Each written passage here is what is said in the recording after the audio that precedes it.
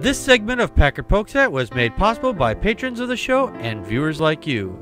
Please go to patreon.com/PackardPokesat to help support the show.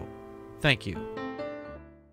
You know, there is a lot of violence with guns in this country, and sometimes it spills over into places where we won't expect them. We find them in our offices, playgrounds, and sometimes even in the churches. And Mississippi has decided to up the ante a little bit by moving armed guards in the churches.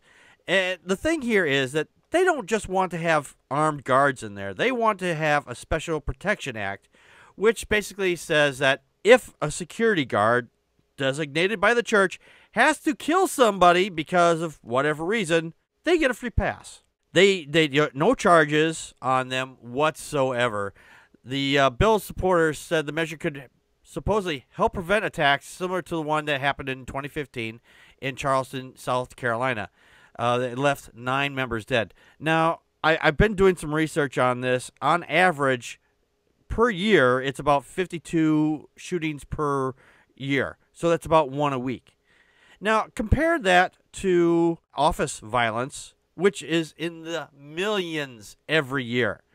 So to say these churches need to have gun nuts roaming around inside their churches, ready to take somebody out just because reasons, I mean, that gives me nothing but the willies. I mean, what does it also say about their imaginary sky wizard? This screams to me that they don't think that their God is very capable of taking care of them, even in his house.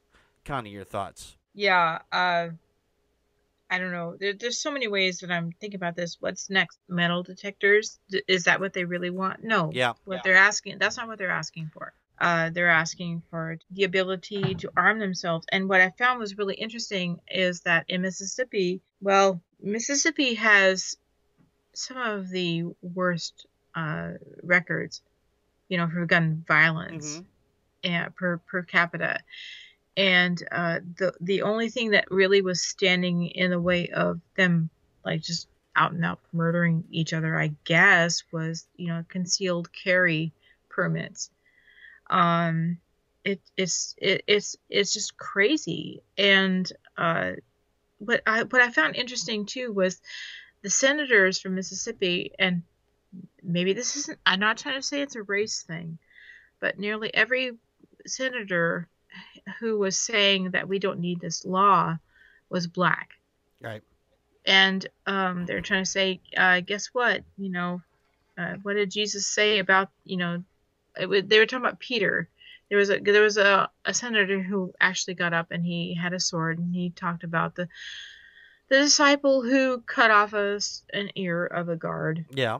With a sword. And he said, just don't make the church your little, I would say, whipping boy, but don't make this your reason why you want to change the concealed carry laws. And I thought that was really, really bold and awesome of these senators to say, look, don't make the church the reason. You're thinly veiled. We just don't think anybody should have any reason to restrain why they carry a gun.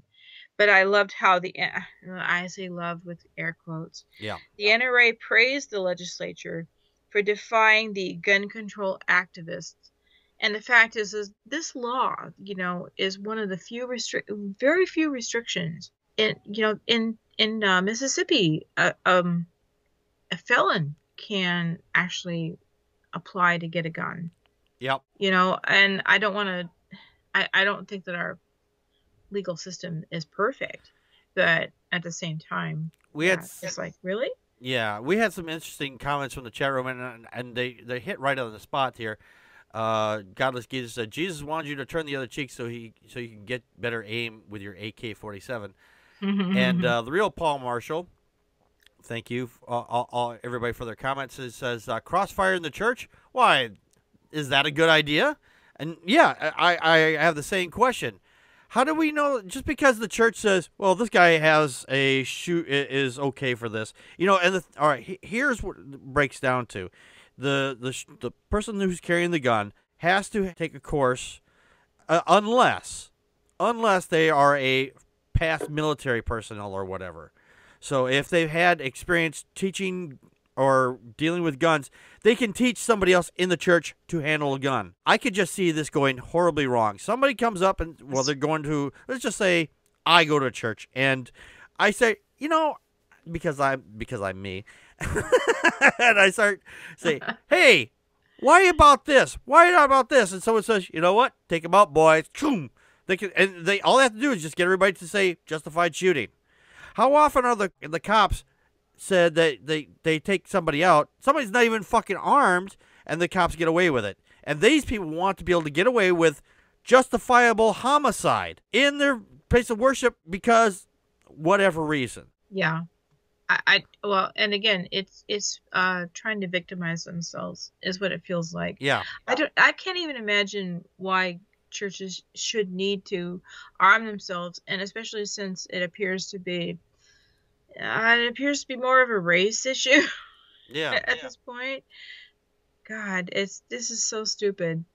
They just want to pack, and they don't want to have to apologize to it or for it. Yeah. God, this is crazy. I can't even imagine why somebody would want to walk into church with a gun. I can't imagine either. I mean, I can't imagine why anybody would want to walk into a workplace with a gun. I mean, yeah, people get pissed off. Yes, exactly. People get pissed off. I mean, we had that thing about a few years ago going postal and everything like that. But that's actually the place where most people are at danger because we have people with grudges. Yeah.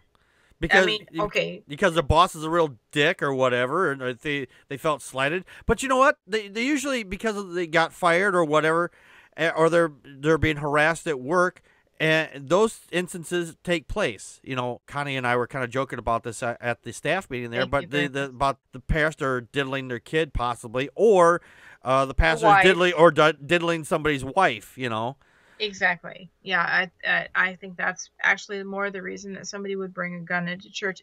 If there's any church violence, I would be willing to bet dollars to donuts. Mm-hmm.